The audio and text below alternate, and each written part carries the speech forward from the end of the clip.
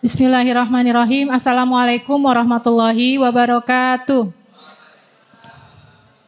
Alhamdulillahirabbil alamin. Allahumma sholli ala Muhammad wa ala ali Muhammad. Amma ba'du. Rabbi shrah li sadri wa yassir li amri wahlul 'uqdatam min lisani yafqahu qauli. Rabbi zidni ilma warzuqni fahma. Baik, Bapak Ibu, teman-teman manajemen sekolah, Bapak Ibu guru sekalian, musyrif dan shadow teacher, ada admin juga. Terima kasih sudah bergabung. Di sesi kedua ini saya akan dan Bu Tias 2 hari ke depan akan sharing ke teman-teman. Kita sama-sama membedah tapi versi cepat. Sekarang pertanyaannya, mau kecepatan berapa? Supaya nggak ngantuk ya. Ini maksudnya kenapa saya segera mau ngisi materi biar teman-teman pulangnya on time gitu, jam 3 langsung pulang. Karena saya slide-nya itu ada 40-an teman-teman. Jadi butuh waktu juga. Jadi tadi saya pikir ice breaking-nya di skip aja. Oke. Tadi sudah dimulai dengan basmalah ya? Semua ya? Oke. Baik teman-teman, saya akan sharing apa sih isi dari buku Gentle Discipline ini dari bab 1 sampai bab 5. Ini 5 bab pertama memang fundamental banget. Isinya tuh paradigma pola pikir kita. Jadi kalau ngantuk itu wajar ngantuk ya. Pertama habis makan. Biasanya habis makan jadi ngantuk. Kalau ngantuk silakan di belakang ada kopi-kopi supaya enggak teler banget gitu. Yang puasa, mungkin kayaknya ada yang puasa ya. Yang puasa tapi punya kekuatan lain nih, biar nggak ngantuk ya. Oke. Nah, buku Gentle Discipline ini sebetulnya udah lama ya teman-teman ya.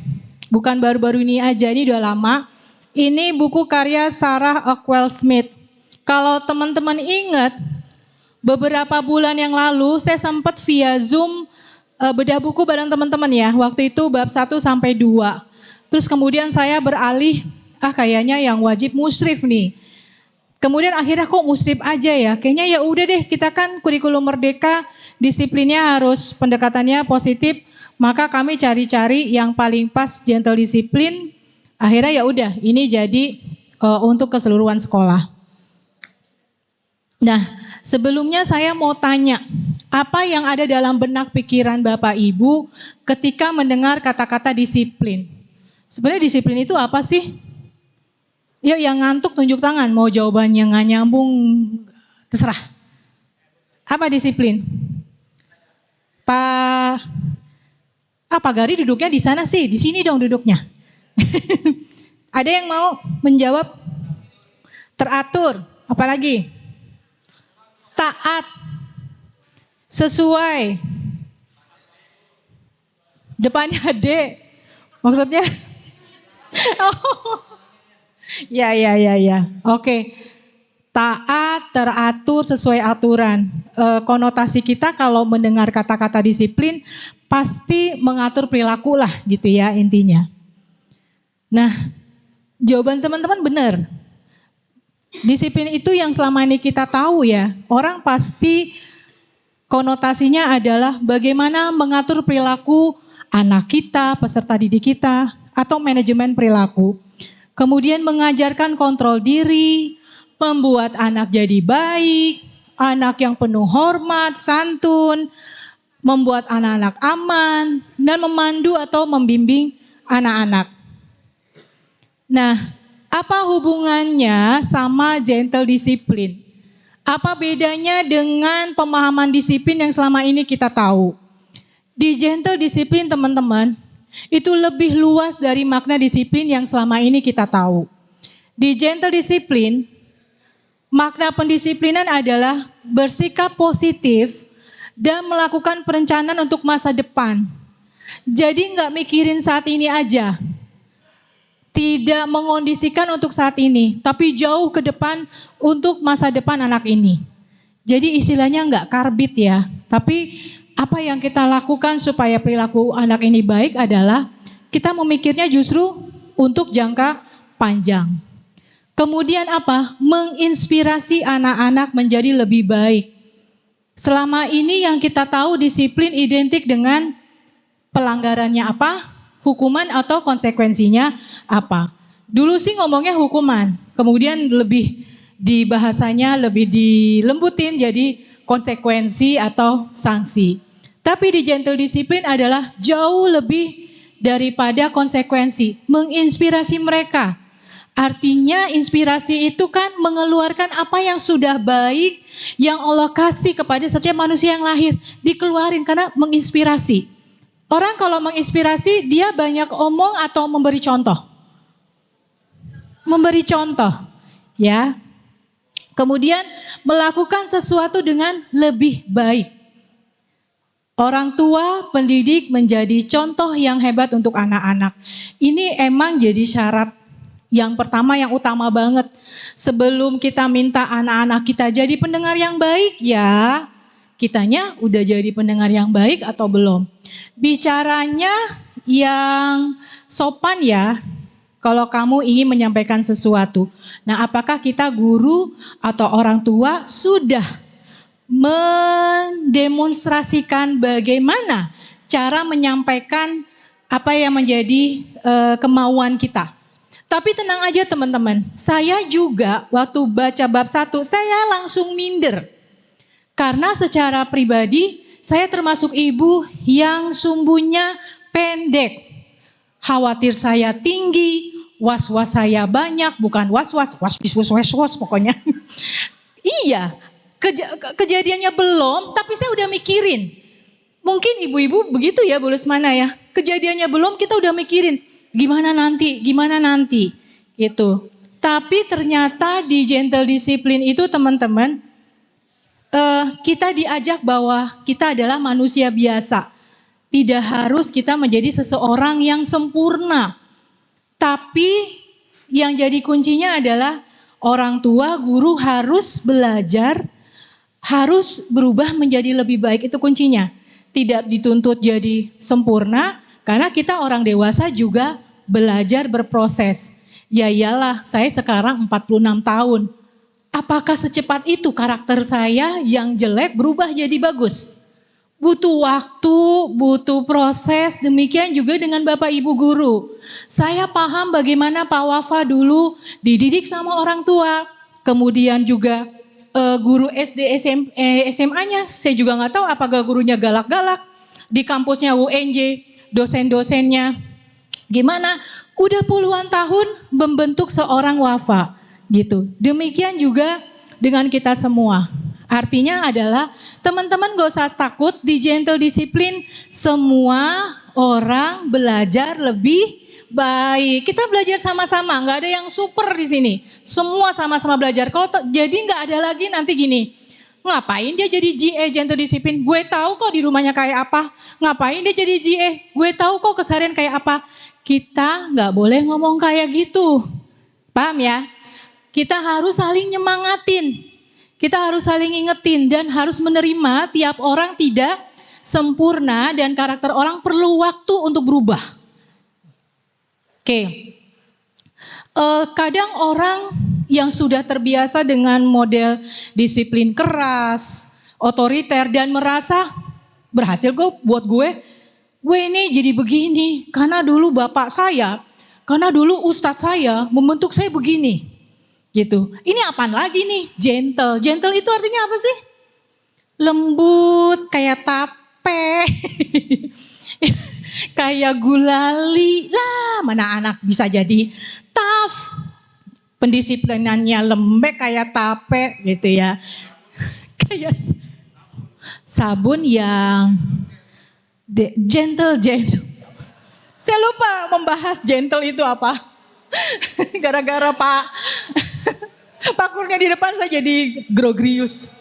Nah, itu juga terjadi waktu Sarah Oakwell. Beliau itu adalah psikolog. Waktu beliau menerbitkan bukunya. Banyak banget, ini kita ngomong di Amerika ya. Bukan Amerini lagi, Amerika yang sudah jauh lebih maju dari kita. Mereka meragukan, apa bisa anak-anak berperilaku baik dengan model disiplin yang lembut. Dengernya aja gak meyakinkan. Sehingga banyak persepsi yang salah tentang konsep gentle disiplin. Ini saya cuman bacain isi bukunya ya. Nah, saya sampaikan terlebih dahulu apa yang bukan merupakan gentle disiplin. Satu, gentle disiplin tidak sama dengan apa saja kita berusaha pahami sehingga kita bolehkan. Oh, itu tidak. Gentle disiplin bukan permisif. Bukan sesuatu yang gak ada prinsip. Yang penting anak-anak seneng. Kan gentle disiplin, lembut. Tidak, ya. Jadi bukan tentang membiarkan anak kita, murid kita mendapatkan sesuatu dengan mudah. Bukan pula membesarkan anak bandel yang selalu merasa berhak dan tidak menghormati orang lain. Nah, ini kita pahami ya. Ini jauh berbeda dari konsep gentle disiplin itu sendiri. Gitu. Ini kenapa saya sampaikan, karena bisa jadi orang tua murid juga merespon dengan rasa tidak percaya. Karena mereka juga dididik, diasuh, paradigmanya selama ini berpuluh-puluh tahun, pendisiplinannya selama ini semua kita rasakan gitu ya. Jadi mereka butuh waktu untuk menerima. Oke, teman-teman masih ingat nggak apa ciri-ciri? Ada 3 gaya disiplin ya yang kita kenal apa? Bisa dibaca?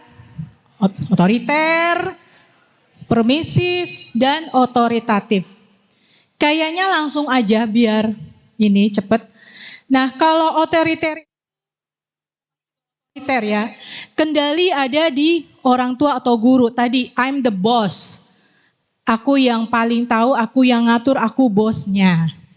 Terus melabeli anak sebagai nakal dan fokus pada memberi hukuman. Orang tua atau guru menetapkan harapan dan standar yang tinggi. Ya, bahkan melampaui apa yang bisa anak-anak seusianya lakukan. Ya, targetnya tinggi, disiplin banget. Ini kayak militer memang ya. Anak-anak seharusnya terlihat dan tidak terdengar. Jadi anak-anak tidak punya otoritas. Semua serba diatur. Apa yang menurut gurunya atau orang tuanya saja yang baik. Itu yang boleh dilakukan. Ini maksudnya. Ya. Dan tidak terdengar. Anak-anak tidak punya hak memberikan usulan, pertanyaan. Kenapa? Gitu ya. Pokoknya kalau udah bapak ibunya ngomong pokoknya. Nah udah gak boleh tuh kita ngomong ya. Sama juga mungkin kalau kita di kelas sama siswa. Anak-anak seharusnya bertingkah laku secara efektif sama seperti orang dewasa. Diam ya, diam semua. Wahyu mau ngomong, diam semua. Tapi kita nggak tahu yang kita hadapin anak kelas 1 SD. Yang pikiran dia mungkin masih main, masih imajinasi. Ini kenapa disuruh Bu Ayu diam? Gitu ya. Karena saya berharap dan saya tersinggung kalau saya ngomong, murid saya ngomong juga, saya tersinggung, dia tidak menghargai saya. Lah yang digituin anak TK, anak SD kelas dasar, dia juga gak ngerti. Gitu. Karena persepsi kita menyamakan mereka dengan orang dewasa. Tapi beda, kalau udah kelas atas, SMP, SMA dia tahu adab saat orang berbicara. Nah ini contohnya mungkin saya juga dulu ngelaksanain. Waktu jadi guru SD, malah dulu saya megang kelas rendah. Aduh banyak dosanya nih ya gara-gara buku gentle disiplin. Bisa jadi tobat nih banyak dosanya. Apa biasanya bentuk hukumannya? Time out. Oke kamu ngobrol ya. Khoir kamu makan ya lagi pelajaran. Oke time out. Berdiri 5 menit menghadap tembok. Gitu. Saya nggak nanya kenapa. Siapa tahu Ustadz Khoir kelaparan kan. Dengerin dulu atau makan dulu kok dia kelaparan. Nah itu nanti ada tuh gentle disiplin. Terus menyetrap. Saya pernah waktu SD kelas 1 saya bingung. Saya merasa dipermalukan. Saya disetrap sama guru saya karena saya tidak bisa baca. Saya bingung. Pas saya gede saya tambah bingung. Apa korelasinya saya tidak bisa membaca dengan disetrap di depan? Apakah disetrap di depan membuat saya jadi bisa baca? Oke. Kemudian memukul, menampar, ini lagi ya, mempermalukan, ya, mengambil haknya, nggak boleh main, nggak boleh playtime. Nah ternyata ini di gentle disiplin nanti dibahas, boleh nggak kayak gitu.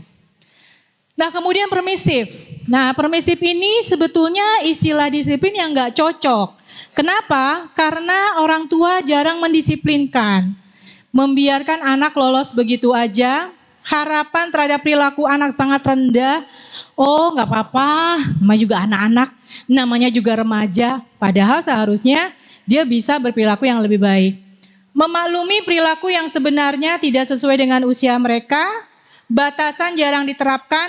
Nah ini orang tua terlalu takut membuat anaknya nangis, nggak ingin sedih atau kesal. Ya apalagi ibu ya, tapi kalau anak kita perempuan, tuh kadang nggak tegaan gitu. Akhirnya gimana caranya nggak nangis, padahal ini nggak bagus gitu. Oke, kemudian nah ini yang ketiga, otoritatif. Otoritatif ini penerapan secara hati-hati antara mengasuh dan mengendalikan. Harapan atas perilaku anak realistis, disiplin ditetapkan dengan penuh hormat dan kasih sayang, dan gurunya nggak takut kalau muridnya nangis, ngambek, tantrum. Ini biarkan saja karena dia sedang mengekspresikan kekesalannya. Nggak apa-apa, kamu kesel ya, nggak boleh misalnya apa gitu ya. Tapi dia tetap ngikutin aturan yang udah disepakati bersama. Oke, sekarang saya tanya sekilas aja. Siapa sih guru favorit waktu Bapak Ibu sekolah? Bebas ya. Kepribadiannya, sifat-sifatnya, gitu. Ada yang ingat? Namanya Bu Ayu juga. Di mana-mana emang namanya Ayu tuh baik hati emang. Ayo siapa yang ingat? Hah, Bu Miska? Waktu Bu Miska ada mic. Terserah bebas sampai TK juga TPA nggak apa-apa Bu Lilin. Assalamualaikum warahmatullahi wabarakatuh. Ini mungkin agak unik ya. Sebetulnya saya punya guru waktu SMA kelas 1. SMA kelas 1 betul. Namanya Bu Nita. Guru geografi. Jadi waktu itu kan kalau zaman dulu kita biasa ya buku turun temurun ya Bu. Yang penting kan ya udah bisa dipakai gitu. Nah karena saya anak bontot, buku saya itu udah 3 generasi kali kakak saya. Kebayang dong itu buku udah wallahu a'lam deh ya gitu. Nah kebetulan pada saat mengajar saya itu guru lagi hamil gitu. Entah gimana ceritanya, pokoknya setiap dia datang ke kelas ketemu sama saya, untuk alasan apapun saya disuruh squat jam ke depan. Squat jam ke depan. Buset, saya bilang saya salah apa gitu kan. Pokoknya entah dibilang bukunya udah lecek, bacanya salah apa kan, kalau zaman dulu suka disuruh baca ya gitu. Nah kenapa saya bilang itu jadi guru favorit saya?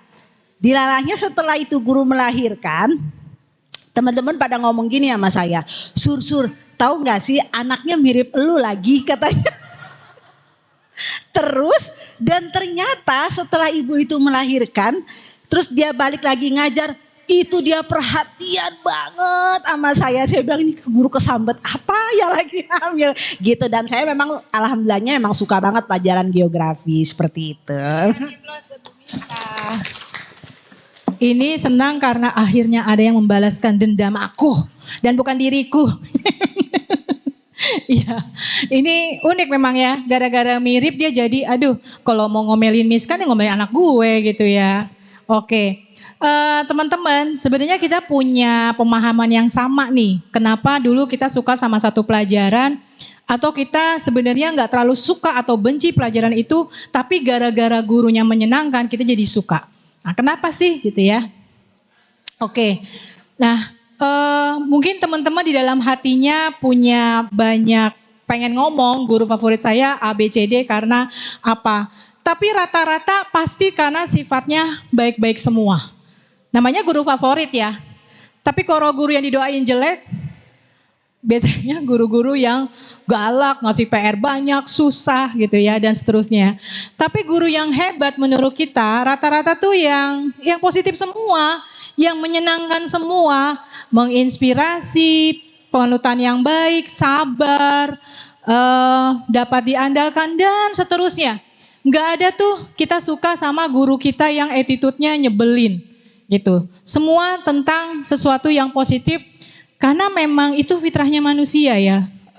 Pasti kalau deket-deketan dengan orang yang menyenangkan secara kepribadian, hati kita, pikiran kita langsung luluh dan bukan otak reptil yang aktif, tapi otak mamalia. Tadi Yang dimaksud sama Pak Iman otak reptil sama otak mamalia adalah sederhananya gini. Kalau teman-teman ketemu ular, binatang buas, anjing galak, ngejar-ngejar, teman-teman apa tindakannya? Mempertahankan diri. Insting mempertahankan diri itulah saat otak reptil kita bekerja. Jadi kalau kita ketemu guru galak, guru yang dikit-dikit ngasih hukuman, guru yang suka ngatain kalau kita jawabannya salah, di otak kita sama di pikiran kita apa? Kayak benci gitu ya, kesel ya Bu Rinca ya. Nah itu otak reptil, membuat barrier. Sama juga nanti kalau kita galak, kita kaku, kita dikit-dikit kritik, kita suka ngatain murid kita karena nggak bisa jawab, itu yang dirasakan murid kita. Boro-boro ngerti mata pelajarannya, karena tadi otak reptil. Tapi kalau Bu Entin masuk, Bu Entin senang senyum, walaupun gak kelihatan ya pakai nikop. Tapi ceria suaranya, senang ngajak main, walaupun pelajarannya susah, anaknya senang ketemu Bu Entin. Oke, sekarang sebaliknya, kalau murid yang baik itu kayak gimana ya? Pak, siapa kamu namanya? Saya lupa dah. Pak Muklis, ya ampun, desain saya, tim desain saya nanti saya gak didesain lagi modulnya. Canda Pak, canda. Biar gak ngantuk. Waduh gawat nih, tahun ini saya 2 anak masuk nih. Waduh boros nih, enggak bercanda. Menurut Pak Muklis murid yang menyenangkan, murid yang baik kayak apa? Sebutin satu kata. Sebutin satu kata. Murah senyum, ada lagi? Ayo biar gak ngantuk. Nurut, apa-apa iya Bu, apa-apa iya Bu. Apa lagi? Pinter, sopan, suka berbagi, apalagi itu favorit saya banget. Apalagi berbagi snack teman-teman ya. Oke, pokoknya semua yang bagus-bagus ya. Iya, tapi giliran dapat murid yang bandel, nggak boleh labeling ya. Murid yang suka protes, sering terlambat, nggak peduli, kita kayak gimana hati kita? Ngelus-ngelus dada, Dira malas ngajar Bu. Ketemu dia lagi tuh murid ya. Gitu. Nah ini ya, semua sifat positif kita harapkan siswa kita miliki. Dan itu jadi murid favorit kita. Kita berharapnya begini kan? Berharapnya begini. Tapi ironisnya apa? Ironisnya adalah pada sebagian anak mereka sulit nih menunjukkan sifat-sifat ideal tadi. Pinter, nurut, rajin, percaya diri dan seterusnya. Ya, tapi sebaliknya mereka cenderung menunjukkan sifat-sifat yang jika kita guru melihat dari sudut pandang yang salah, mereka kita anggap sebagai pemberontak. Betul ya? Karena kan sudut pandang kita, aduh nih anak kok gak mau dengerin saya ya. Gitu, kok nih anak benci ya sama saya kayaknya ya. Selalu dilihat dari sisi negatif. Sehingga kita semakin membuat jarak yang semakin jauh dan dalam dengan siswa yang tadi kesulitan menunjukkan perilaku yang positif. Nah, apa yang terjadi kalau kita melihat anak yang gak mau dengerin? Ada kan anak kayak gitu ya, dinasihatin palanya begini-begini. Kayak aduh empet banget ngelihatnya ya. Gitu ya. Kayak nih anak so tau banget. Saya nih yang lebih tua udah makan asam garam gitu, gak mau dengerin. Sombong banget gitu ya.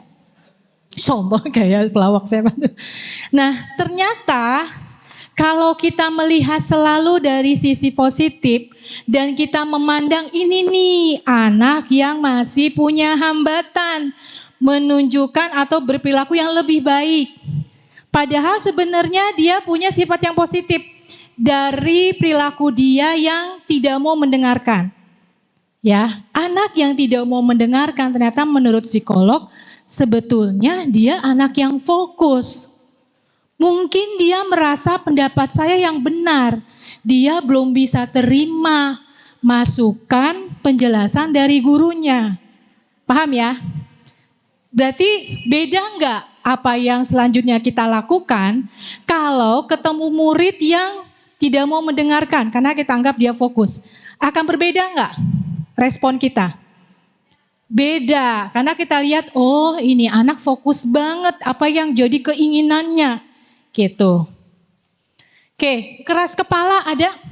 Hampir sama dengan tadi yang tidak mau dengerin. Tapi kadang kalau keras kepala itu disuruh mau sih, tapi kadang dengan cara dia.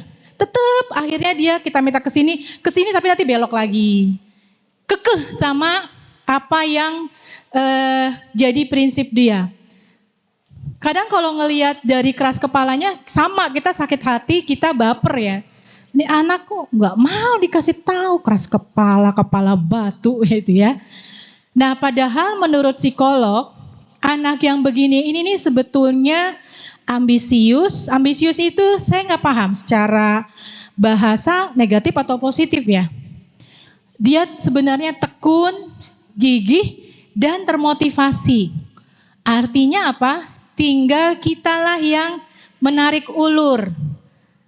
Kita bisa tahu aktivitas apa yang cocok, peran atau tugas apa yang cocok buat anak kayak gini. Jangan dikasih yang bakalan memunculkan negatif terus. Misalnya anak yang kayak gini, boleh nggak kadang-kadang kita jadiin penanggung jawab kegiatan? Boleh. Dia punya gigih. Ditolak sini nyoba lagi gitu. Ada di sini pengalaman melamar calon istrinya ditolak berkali-kali tetap gigih. Ada. Ini biasanya kecilnya keras kepala. Kecilnya keras kepala biasanya. Sabar ini ujian ya Ustaz Riki ya. Oke.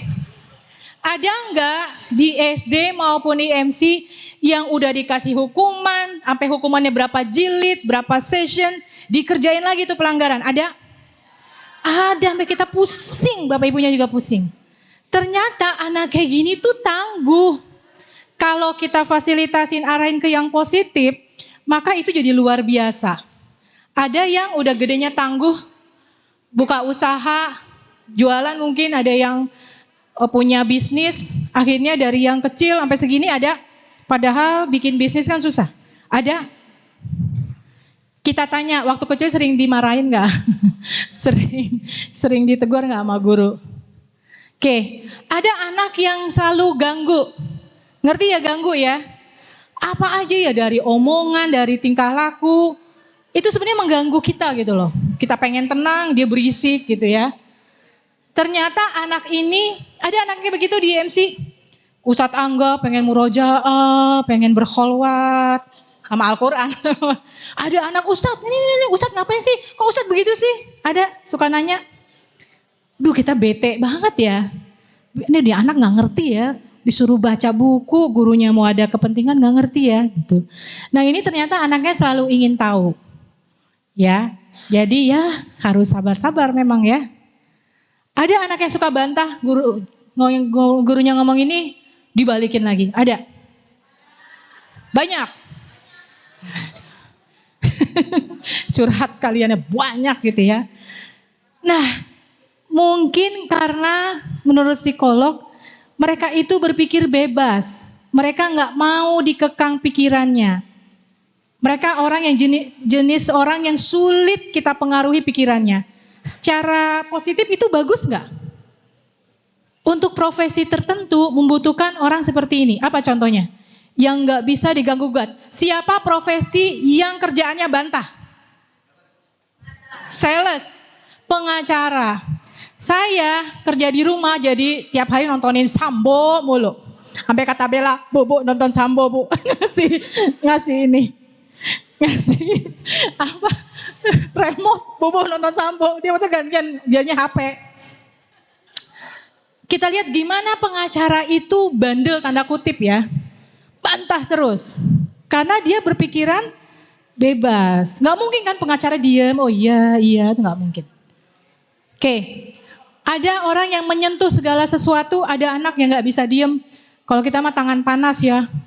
Ada anak di Mahat, banyak. Di Mahat mah luar biasa. Kanibal juga ada ya. Kipas gak dibener-benerin, gabruk, dirusak sekalian. Luar biasa. Di SD ada Bu Dede, Buntin. Apa contoh-contoh? Semangat banget ya Bu Tia ditanya. Sambil ngebayangin.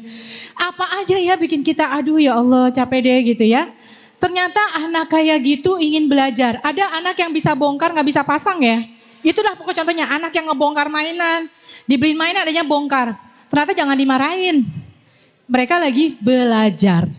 Profesi apa yang harus ada sifat ingin belajar? Profesi apa?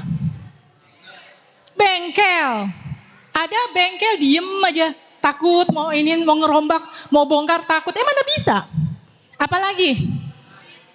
Saintis, emang kerjaannya bongkar-bongkar ya Dira ya. Kalau nggak dibongkar-bongkar mana ada, mana bisa dapat teori baru. Terlibat dalam segala hal, pengennya eksis. Tat, mau yang ini Tat, iya itu Tat. Padahal mah biasa-biasa aja. Cuman tuh kayaknya dia mau eksis di mana-mana. Ada anak kayak gitu ya? Ada. Sampai gede juga ada ya.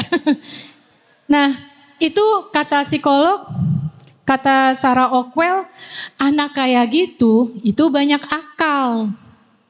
Ya. Suatu saat dia dewasa, kalau dia bisa mengalihkan itu ke hal positif, dia bisa jadi seseorang yang profesional. Profesi apa yang anak itu harus banyak akal, banyak cara?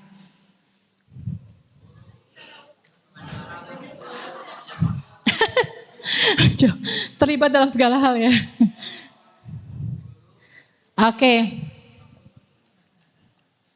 Oke, jadi gini teman-teman, kenapa di buku itu dijelasin sifat, dikasih tahu bahwa mari pandang itu sifat yang saat ini merepotkan. Waktu kecil kan merepotkan ya Pak Dery. Wush, saya pikir apa Pak Dery ngajarin wushu, ternyata wush gitu ya. Apa yang sama ini wali kelas, sedo, guru repot saat ini nih, yang merepotkan kita. Ternyata kalau kita melihatnya dari sudut pandang yang berbeda dan itu dari yang positif, maka kelak anak kita menjadi anak yang hebat saat dewasa. Jadi yuk stop nyinyir, stop kayak netizen, stop komen kalau misalnya ada murid atau siapapun yang anaknya saat ini mungkin terlihat ngerepotin atau tidak sesuai ekspektasi atau standar kita.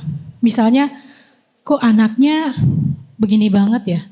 Nah, kalau udah ngomong gitu, kok anaknya begini banget ya? Kok mikirnya lelet banget ya? Kok kebanyakan ngomong ya misalnya? Tapi mari itu kita balik, wah ya bunda, ini nih banyak akalnya nih anaknya bunda nih gitu. Jadi semua alihkan ke positif. Supaya nanti orang tuanya juga jadi happy.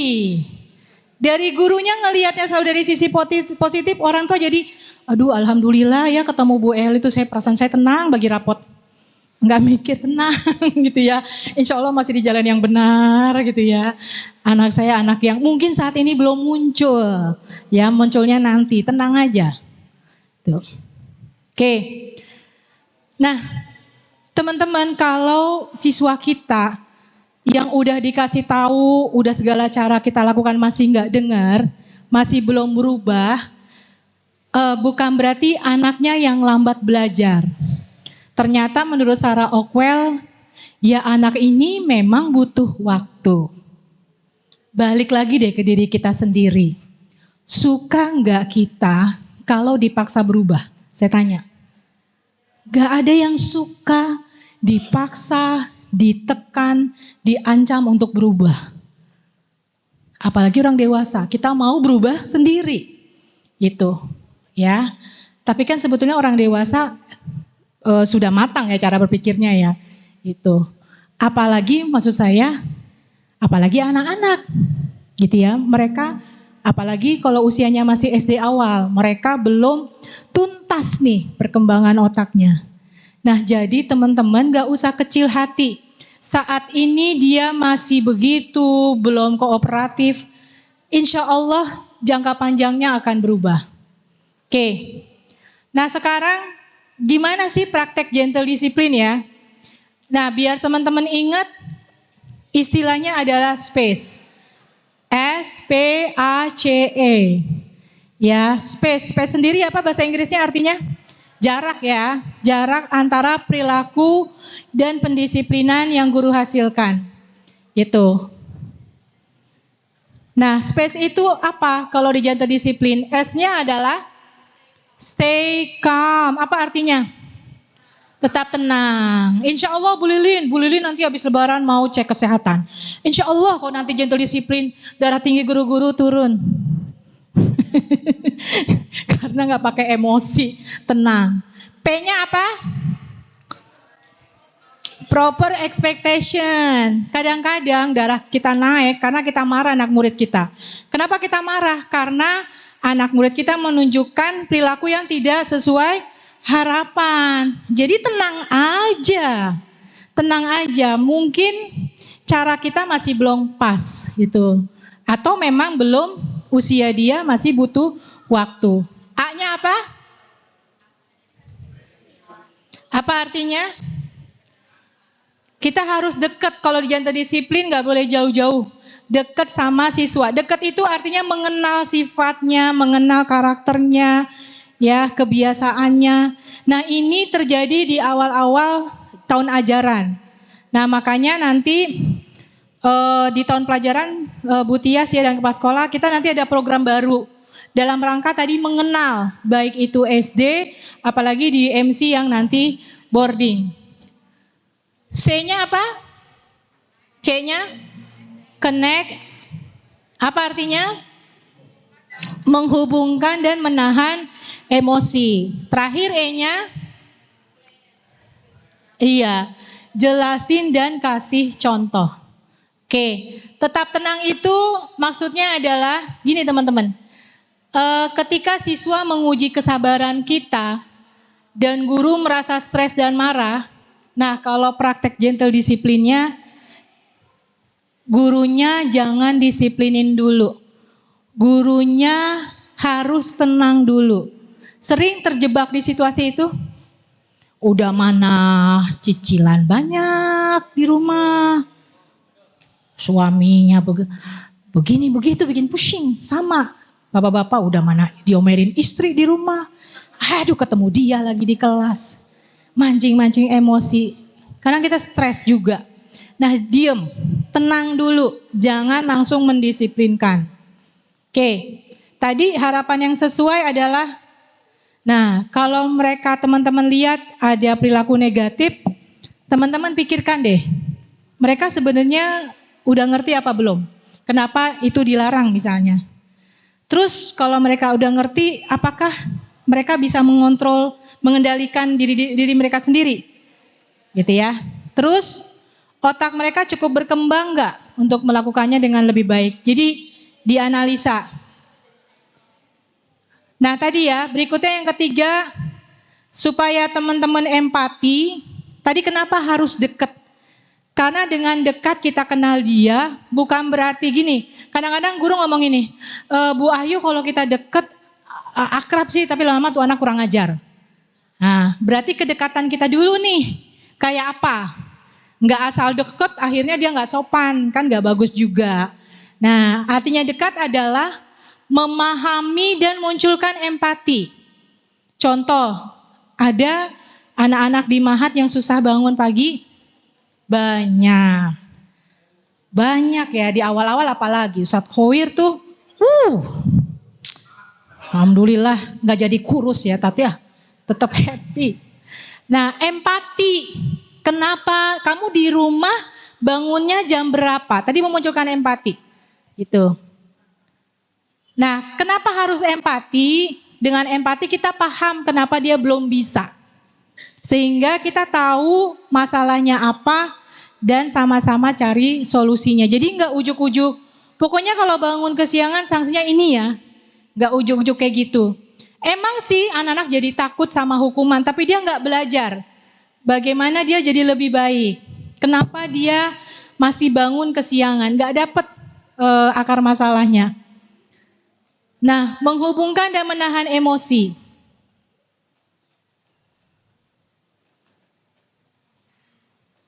Nah, anak-anak sebetulnya percaya deh, Bapak Ibu guru, mereka nggak suka kalau jadi nakal. Mereka tahu kok, aku nakal pasti aku bakal dimarahin gitu.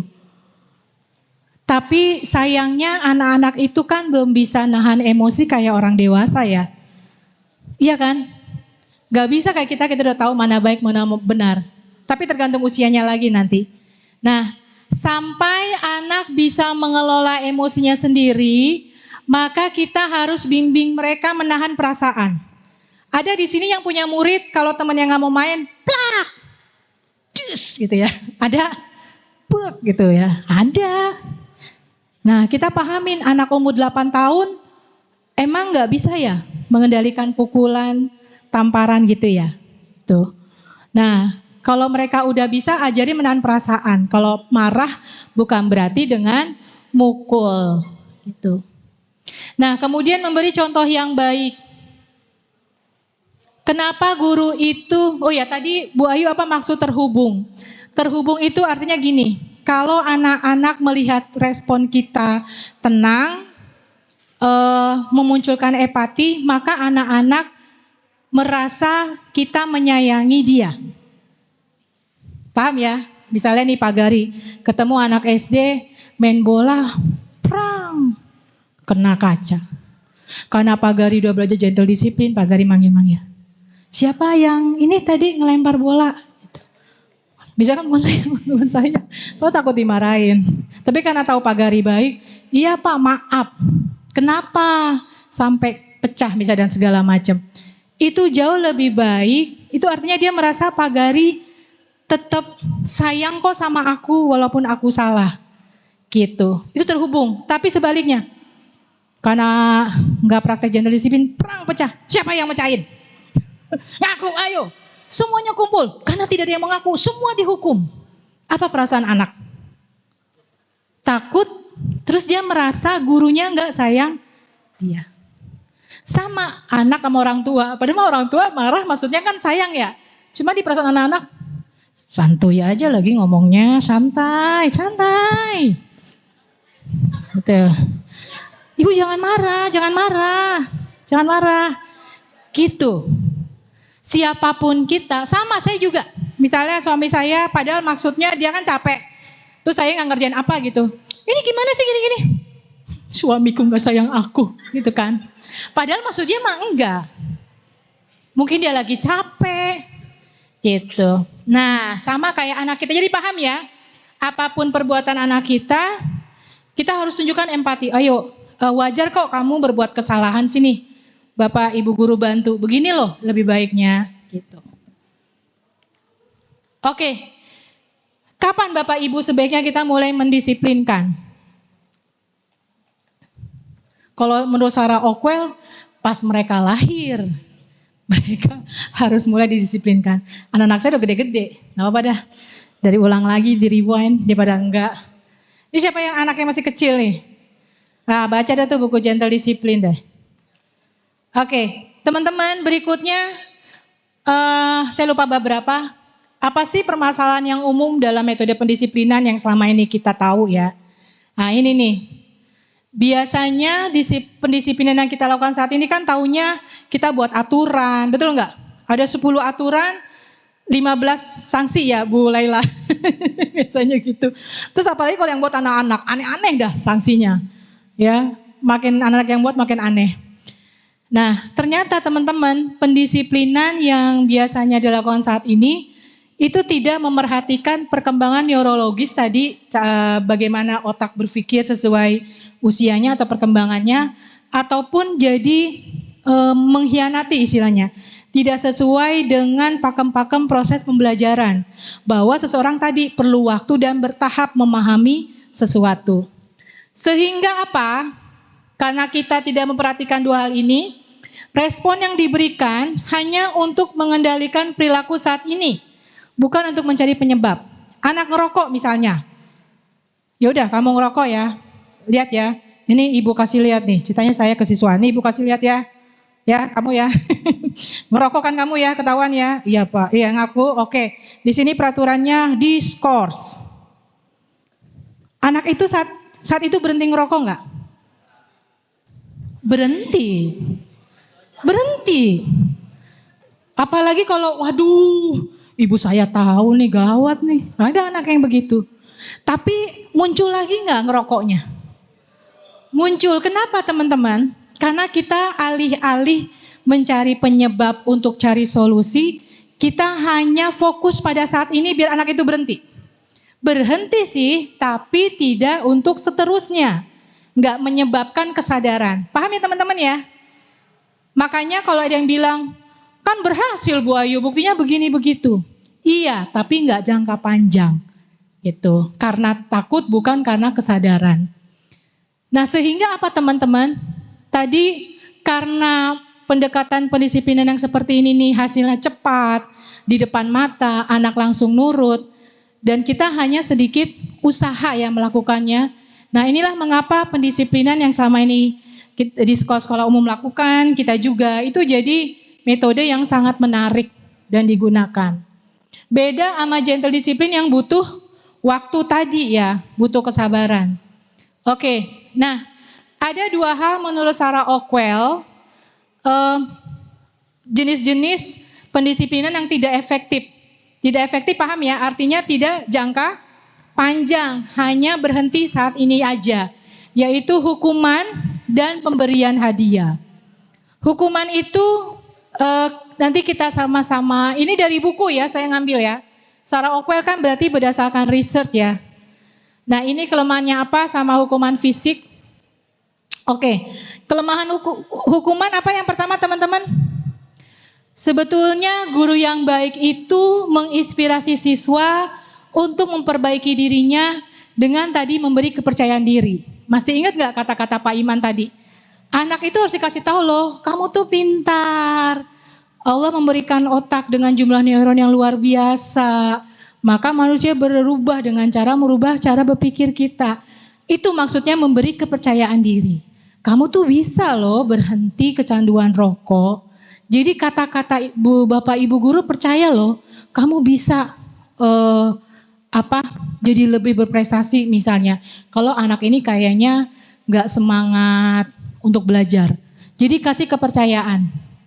Oke, teman-teman, ketika siswa dihukum, mereka tidak merasa didorong untuk melakukan yang lebih baik. Karena tadi hubungannya terputus. Perasaan anak terputus. Kayak misalnya saya kesel sama anak saya nomor 3. Karena anak saya nomor 2 di sini. Nomor 3 aja. Tenang deh, tenang. Ya, terus saya langsung, ya udah, karena kamu begitu, maka ibu nggak kasih uang jajan, nggak boleh makan, tidur di luar misalnya.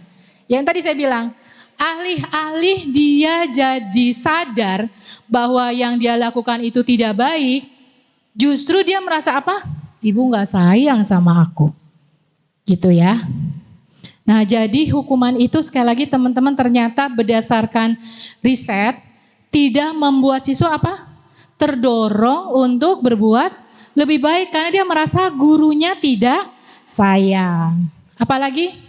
Nah untuk menghindari hukuman siswa memang akan menghindari perilaku tersebut. Jadi yang saya bilang karena takut, karena mungkin konsekuensinya nggak bisa melakukan apa yang dia sukai, maka dia menghindari tuh. Menghindari perilaku pelanggaran. Tapi teman-teman, mereka nggak belajar. Tidak belajar, tidak berproses, tidak bertumbuh untuk berperilaku lebih baik dan lebih hormat sama guru. Karena yang dia tahu, aku nggak boleh begitu karena takut dihukum tadi. Oke, sekarang bagaimana dengan hukuman fisik? Ya, memukul, menampar, dan semua bentuk kekerasan baik secara verbal juga nggak akan pernah teman-teman ya membuat siswa kita hormat kepada guru. Tadi kembali lagi ke definisi guru yang baik. Anak akan lebih terbuka, lebih nyaman kalau ketemu guru yang secara personal menyenangkan buat dia. Oke, saya dulu punya guru yang sangat saya takuti. Teman-teman pasti kalau ngomong guru favoritnya mata pelajaran apa? Rata-rata ngomong pelajaran PJOK. Saya dulu takut Dira. Kenapa takut? Karena dia selalu meriksa kuku. Kalau kuku saya panjang, dia selalu bawa penggaris panjang kayu. Ini pada nggak nyambung kali ya? Saya lahir tahun 76. Masih gitu nggak sih gurunya? Kukunya panjang, cetar. Gitu ya Pak Pur? Masih, oh my God. Nah, itu saya takut banget. Takut banget. Iya panjang itu loh yang kayu. Iya, itu guru musik. Oh, cetar. Oh my God, gitu. Takut gak Bu Riana? Sudah gemeteran. Nah itu, enggak akan membuat kita jadi respect, yang ada benci. Gitu ya. Kalaupun kita kayaknya patuh itu karena takut. Oke, sama juga di analogi rumah tangga, jika pasangan memukul kita, padahal itu mungkin niatnya baik, apakah membuat kita menghormatinya? Enggak, secara verbal aja kita baper ya Bu Aili, apalagi kita dipukul gitu. Nah, riset menunjukkan hukuman fisik meningkatkan agresivitas, antisosial, kesulitan kognitif tadi yang Pak Iman bilang, bagaimana otak bisa berubah yang tadinya berpotensi. Salah satunya ini korban KDRT dan masalah mental. Gitu. Ya itu ganggu banget tuh. Nah, tadi kita ngomong hukuman, ternyata hadiah juga sama beracunnya. Apa maksudnya? Ya, jadi di buku ini ternyata teman-teman, saya jenis guru yang menghindari konflik. Saya banyak dulu memberi hadiah yang menurut saya, karena anak-anak jadi senang sama saya, jadi happy. Sederhana itu. Ternyata di buku Sarah Ockwell disampaikan bahwa alih-alih menghukum nih, guru kadang berpikir karena semua orang kan suka dikasih hadiah ya. Maka dia menggunakan itu untuk mengubah perilaku anaknya, siswanya gitu ya. Nah, memberi hadiah memang sih mengendalikan siswa tadi sama kayak hukuman. Tapi sifatnya sementara waktu. Tidak memunculkan motivasi diri untuk jangka panjang. Kadang-kadang kan, ya udah Boyu ini misalnya kita lombain gitu. Masih ingat ya? Ya lomba artikel. Atau anak-anak lomba apa? Semangat ya Pak Kurnia ya, apalagi kalau hadiahnya banyak gitu ya. Tapi ya saat itu saja. Tipuan apa tadi yang kata Pak Iman tadi? Yang yel-yel apa tuh yang Pak Iman bilang? Itu otak berpikir memang seperti itu. Ya, hanya saat itu aja bukan jangka panjang. Gitu. Nah, jadi hati-hati dalam memberikan hadiah. Terus gimana dong gentle disiplin metodenya supaya anak-anak ke depan kita bisa merencanakan ke depannya tuh anak-anak perilakunya akan positif. Gitu ya. Ada dua teman-teman, pujian sama konsekuensi. Apa? Pujian sama konsekuensi. Pujian itu bukan hadiah ya, pujian secara verbal. Nah, pujian juga jangan lebay. Saya juga dulu sama gitu. Pas anak bisa baca doa, subhanallah, anak-anak murid Bu Ayu, soleh-soleha, bisa baca doa. Gitu ya. Ternyata menurut gentle disiplin, pertama pujian tadi yang gak usah berlebihan gitu. Boleh sih memuji, tapi kadang-kadang sesuatu yang berlebihan juga gak baik. Pertama kalau di gentle disiplin, pujiannya harus apa yang pertama tuh? Nomor 1, spesifik. Bu Eli nih ngelihat gambar siapa namanya? Siapa? Arsaka. Disuruh gambar sama Bu Eli. Bu Eli ngomong, wih Arsaka, bagus, udah. Hebat, keren. Ternyata kalau menurut Sarah Ockwell, itu gak spesifik. Anak bingung, bagusnya gambar aku di mana? Bagusnya gambar aku, apa karena aku mau gambar? Jadi dibilang bagus, bagusnya yang mana? Kerennya tuh aku keren saat gambar, warnanya yang keren, apa gambar yang keren? Anak-anak bingung. Gitu, ya. Tapi kita pelan-pelan ini ya.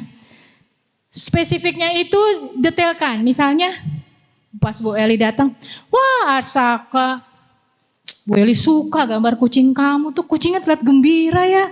Terus tadi kenapa warnanya bisa gitu. Anak-anak justru lebih, oh Bu Eli suka gambar kucing aku karena gambarnya tuh tersenyum gitu. Nah terus berfokus pada yang tadi spesifik, fokus pada usaha dan pembelajaran. Nah, memuji usaha siswa dan berfokus pada apa yang sudah pelajari. Wah, alhamdulillah ya. Siapa? Uni. Muridnya namanya. Sebut. Sueb. Wah, Sueb. Bu Rahayu bangga banget nih nilai matematika nih, materi ini bagus ya. Apa usaha kamu nih? Pas materi perkalian kok, kamu nilainya segini loh. Apa yang kamu lakukan misalnya? Kenapa perlu begini? Karena ini penting saat kita nanti pada saat dia melakukan perbuatan yang tidak semestinya, kan ada sesi bertanya kenapa, ada komunikasi. Dia terbiasa gitu. Karena kita juga sering memberi pujian yang tadi spesifik berfokus pada usaha dan pembelajaran. Terus yang ketiga apa? Ya, nah ini nih, saya juga sama. Jadi teman-teman, siswa atau anak hanya boleh dipuji pada kualitas yang bisa mereka ubah. Ya, kurangi, kalau menurut Sarah Ockwell, kurangi memuji fisiknya atau sesuatu yang dia tidak bisa ubah. Tadi apa? Puji yang dia bisa ubah. Jangan puji apa yang tidak bisa diubah. Contohnya gini. Ada yang suka manggil anaknya, cantik banget anak ibu, ganteng, kasep, kecilnya kasep, udah gede tuh anak kagak demen sama mukanya. Ada yang kecilnya imut-imut, udah gede kulitnya sawo eksotik. Dia jadi bingung, dulu gue kecil disebut cantik, ganteng, udah gedenya kok gue begini. Dia bingung karena kenapa gue dulu disebut cantik-cantik ya, ganteng-ganteng, udah gede begini. Sama juga dengan pinter, maksud kita mah memotivasi ya Pak Kurnia ya. Pinter anak ibu, jenius. Pas masuk sekolah, ketinggalan pelajaran melulu. Nah dia bingung anak kita. Kata ibu aku, kata ayah aku pinter. Kok ini aku gak bisa gitu. Jadi memunculkan kebingungan ya. Ini kata Sarah Ockwell. Jadi pujilah apa yang bisa mereka ubah, apa misalnya? Usaha ya, sesuatu yang dia coba, itu kan dia bisa berubah. Terus yang keempat, memujilah seperti seorang komentator olahraga. Komentator gimana kok ngomentarin? Komentator gini enggak? Pemain itu goblok sekali nomor 10, payah banget, payah, tidak... Misalnya gitu. Enggak ya, tapi dia apa? Ya pemain nomor 10. Bernama Rudi. Rudi dia mengoper bola ke kiri. Tampaknya dia ingin memberi umpan kepada detail. Tapi tidak ngejudge ya. Sama seperti itu kalau kita ke anak kita, sampaikan usahanya.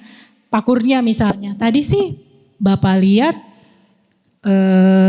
Hafi tuh udah berusaha ya buat tulisan yang menarik. Terus Bapak lihat Hafi tuh udah pakai kata-kata yang gak umum dipakai sama anak-anak seumuran Hafi. Contohnya kata-kata ini. Jadi itu sebenarnya pujian loh. Pak Kurnia lihat Hafi menggunakan kata-kata yang sebenarnya tuh anak seusia Hafi tuh jarang make. Itu pujian gitu. Jadi kayak komentator bola, detail ya. Terus yang kelima apa? Mengajukan pertanyaan. Itu juga bentuk pujian. Kenapa bentuk pujian? Karena anak merasa gurunya perhatian. Misalnya nih Bu Lita, wah siapa Bu Lita anak muridmu? Yang pinter gambar siapa? Nasta, kok itu kamu warnain warna biru ya? Bu Lita gak nyangka loh kalau itu warna biru jadi cerah loh. Kenapa kamu pilih warna ini misalnya gitu.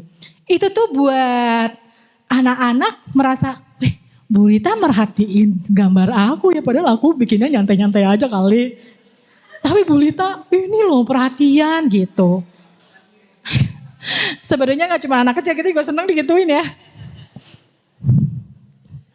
Oke, yang keenam apa? Apresiatif dan deskriptif. Nah ini guru memberikan tadi, otak senang diberi feedback atau umpan balik.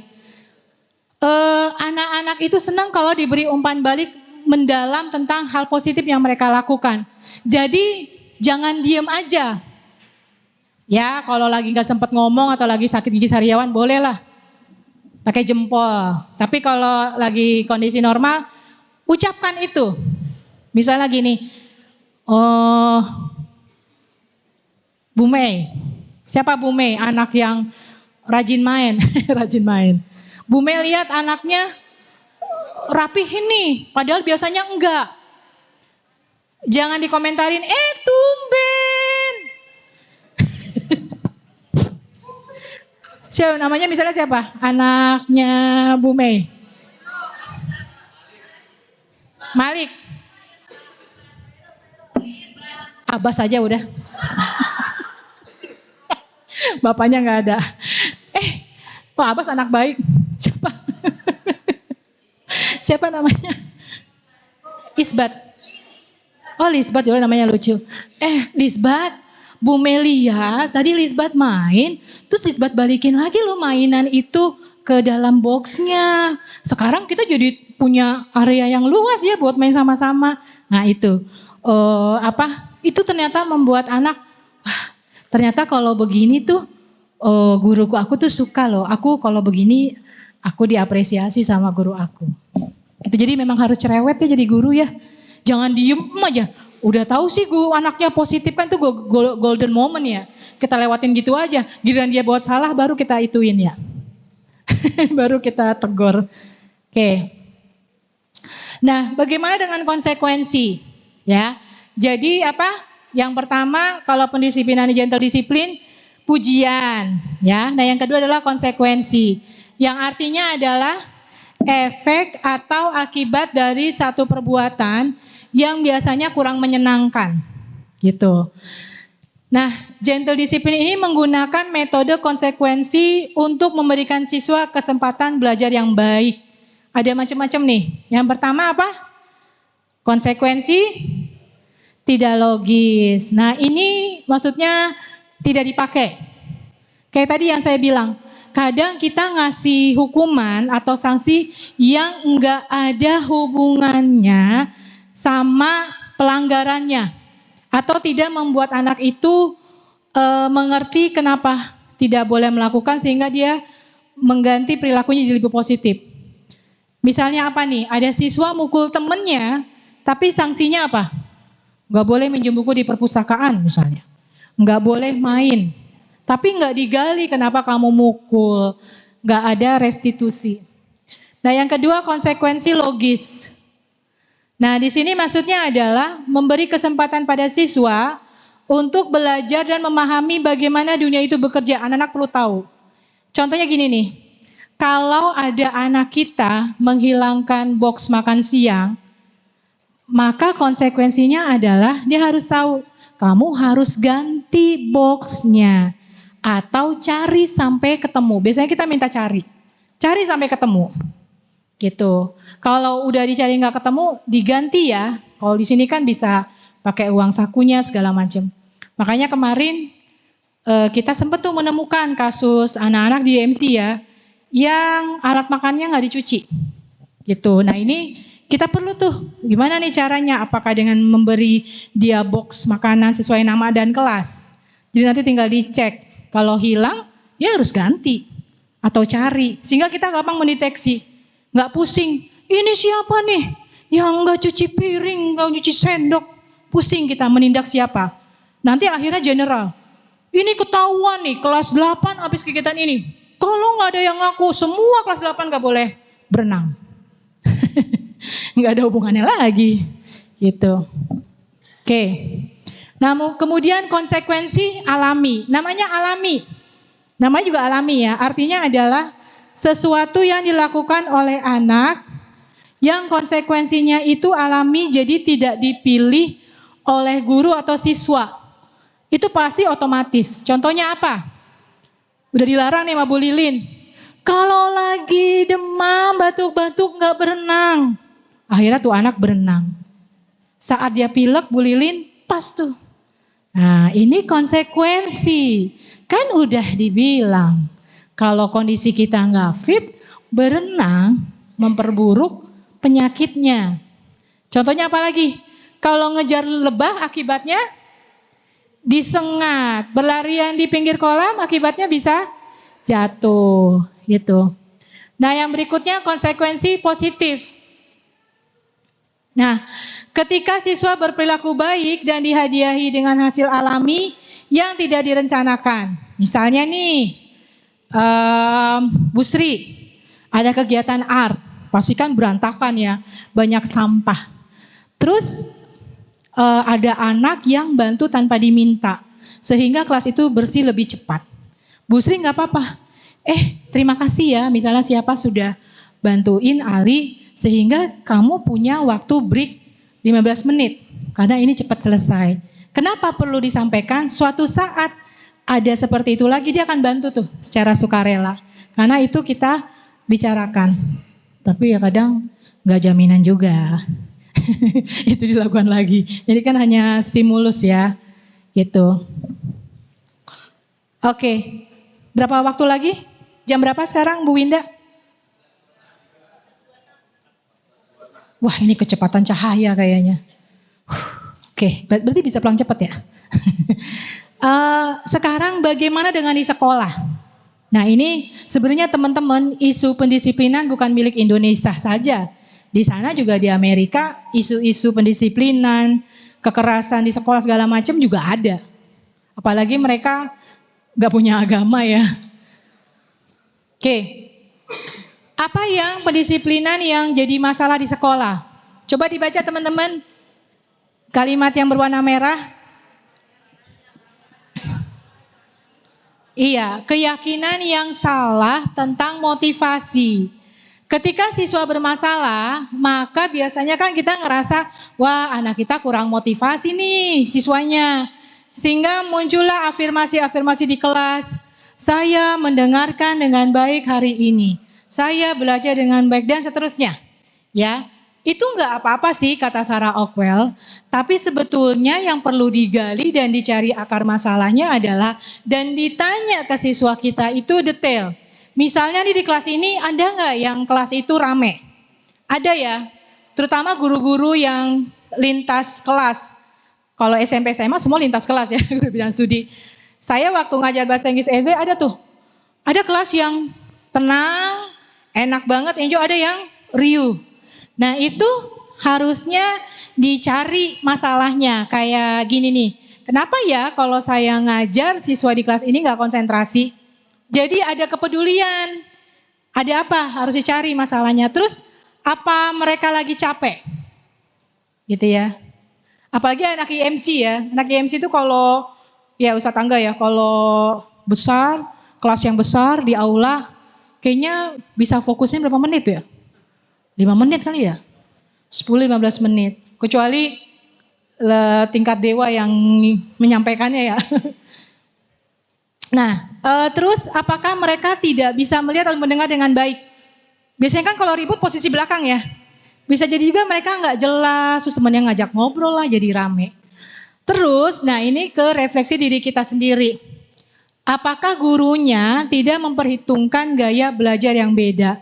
Nah ini ya, dikit-dikit kita kayak puzzle ya. Dari tadi Pak Iman ngomong, banyak hal-hal yang diajarin almarhum ke kita ya.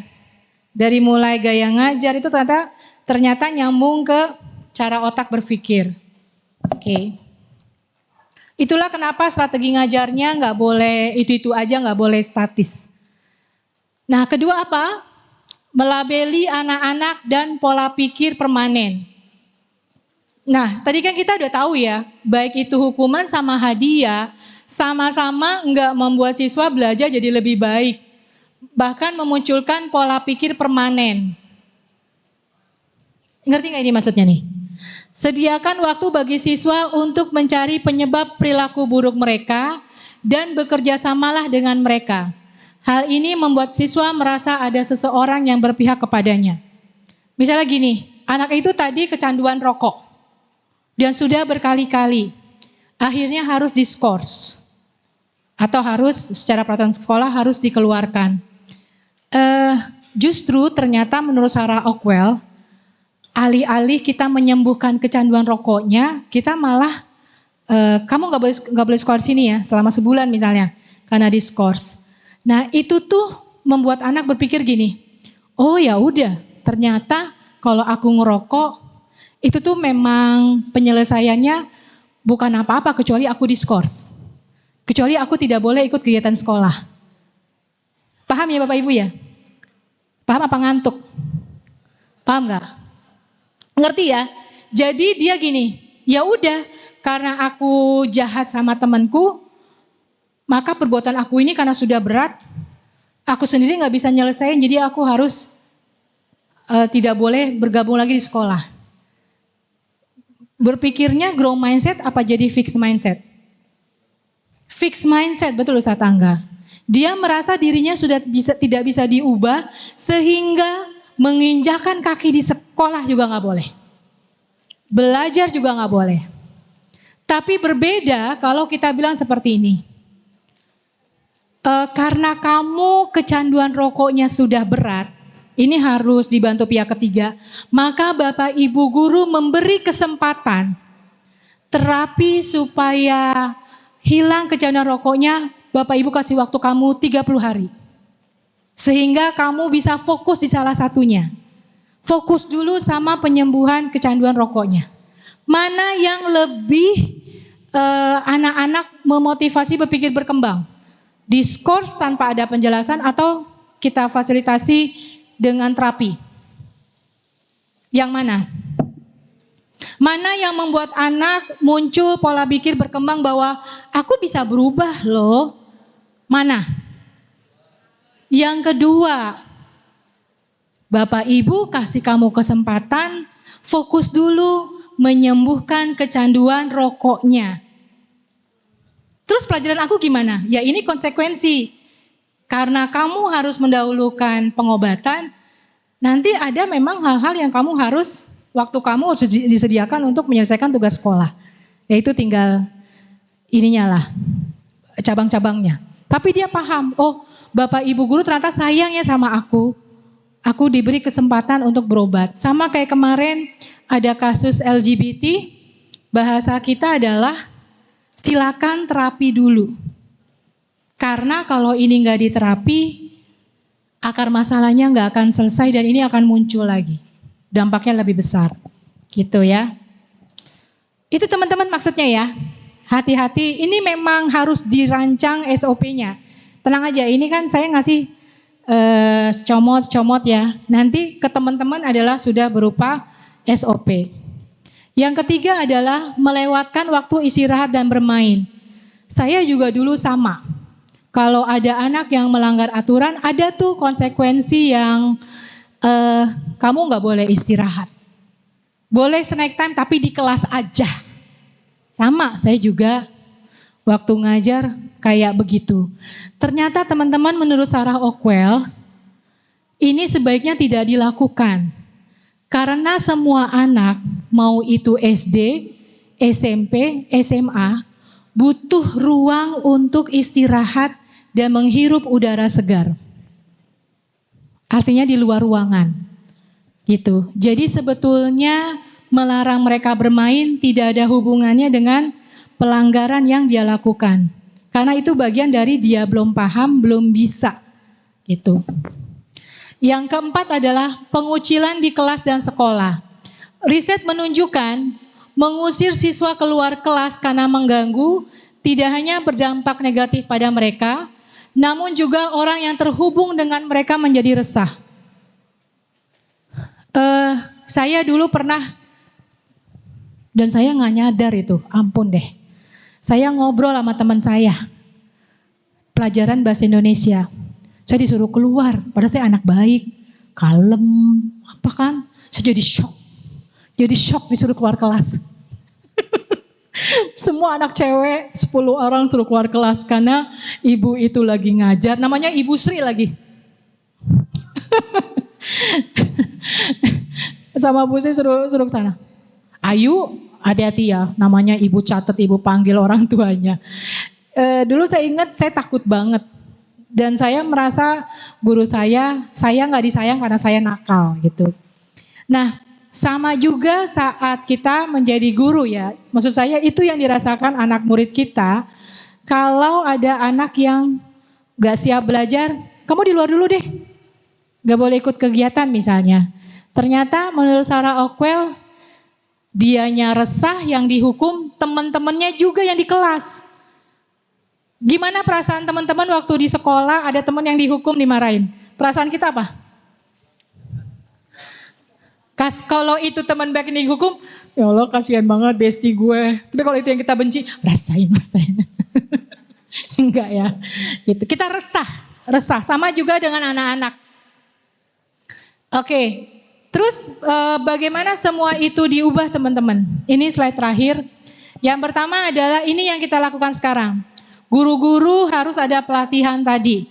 Masih ingat kalau mau nerapin gentle disiplin, guru-guru harus memahami neuroscience tadi, bagaimana otak berkembang, terus manajemen emosi besok dengan Bu Inu, dan yang ketiga komunikasi efektif. Yang nanti itu mengerucut pada kemampuan problem solving. Ya, dengan 3 itu guru-guru nanti bisa juga menstimulus anak-anak agar mereka menjadi anak yang mempunyai keahlian problem solving. Jadi ini udah ya pelatihannya, walaupun pelatihan gak sampai sini aja, berkelanjutan, dan saya sarankan teman-teman banyak baca buku-buku tentang pengasuhan, parenting gitu ya.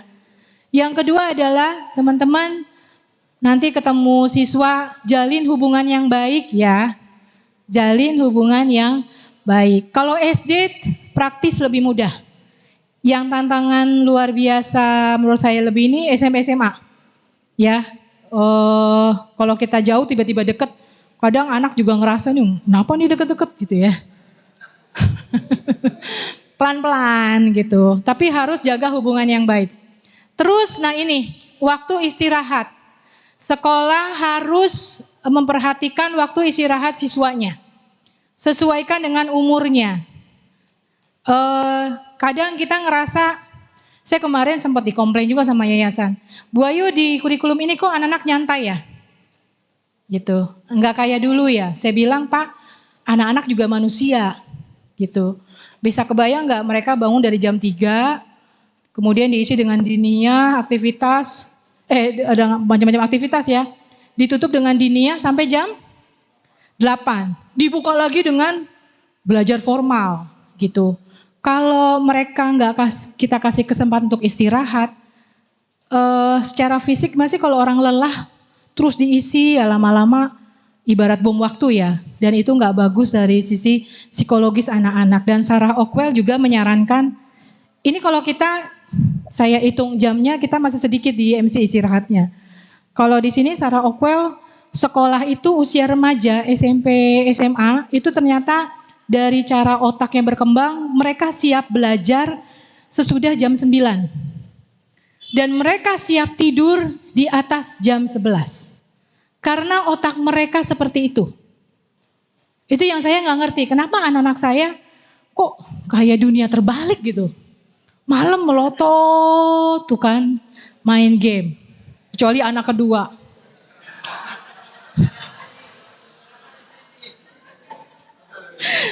Nah, terus habis sholat subuh tidur lagi gitu.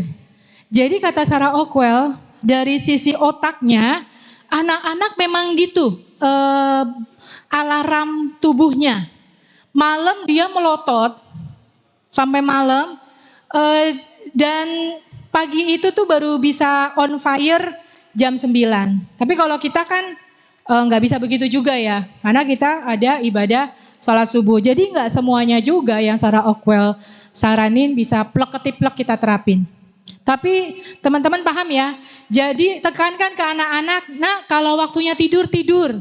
Karena otak kamu, tubuh kamu harus meregenerasi sel yang mati menjadi sel yang baru. Yang kedua, nah ini nih, individualitas. Kasih dong kesempatan anak-anak baik itu SD, SMP, SMA, mereka melakukan apa yang jadi kesukaan mereka. Atau disebut me time. Di IMC ada me time nggak? Yang dia tuh terserah mau ngapain selama itu positif ya. Ada?